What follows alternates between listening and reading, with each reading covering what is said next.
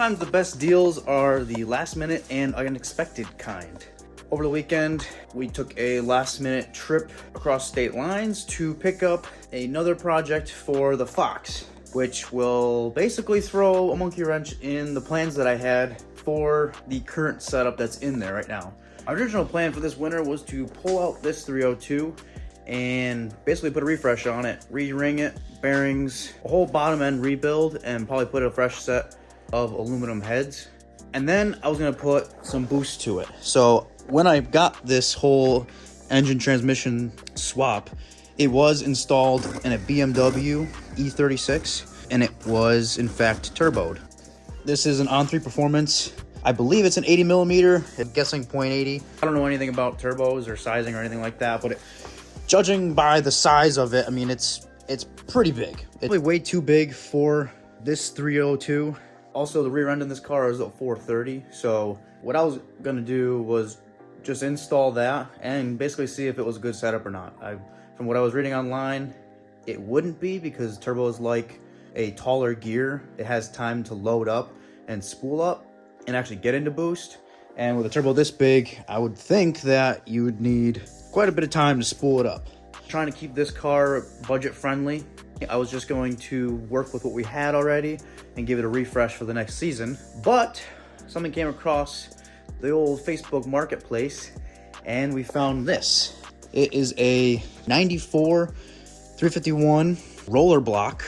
I believe 94 to 97 or 98 are the only years that they made the 351 with roller lifters and cam setup. These blocks are very good candidates for higher horsepower builds.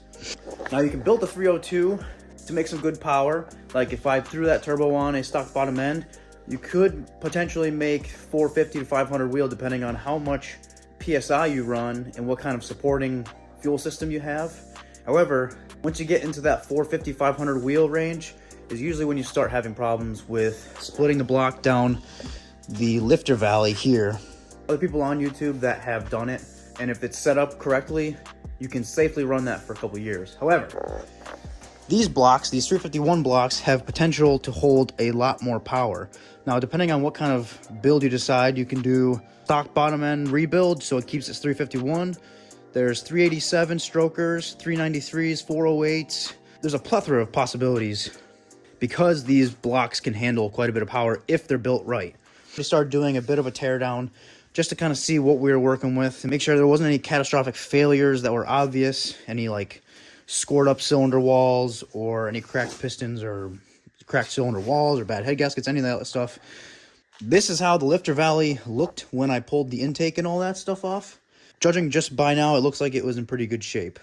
I'm not 100% sure on the direction I want to go with this build. Again, trying to keep this budget friendly, I'm leaning towards just a stock bottom end refresh. Again, like I was going to do with the 302. Basically the same setup, but with the 351. It'd be interesting to see what kind of power difference there is, if there's a see the pants feel between the two motors in the same configuration. Also, I'm considering doing, they call it a poor man's stroker, which is 387 stroker, which is using the stock rods from a 351, forged pistons from a 302, and then getting a stroker crankshaft. That would require a lot more work, like bringing it to a machine shop, and I'm not 100% set on doing that because that wouldn't be necessarily budget friendly. The other option I considered was doing the stock bottom end rebuild and then still putting a turbo on it, which I'm kind of leaning towards because I really want to dive into the world of forced induction. It's something that I've never done before, so it'd be a big learning curve, and I think we could make some serious power even just with a basic stock bottom end 351 with a turbo. I'd like to know what you guys think we should do. If we should do a stock bottom end refresh with a carburetor, just like a similar setup that we have on this 302. Should we do a stock bottom end refresh with the turbo? Or should we just jump right in and shoot for the 387 stroker? Let me know what you guys think we should do. I picked up this whole long block, heads, intake, everything, to oil pan for 150 bucks. If this block cleans up nicely and there's no major issues, which is what I was told, but you never know, then that would be a screaming deal. Because normally people are asking just for the block $500 minimum. Right there, we're already in the green.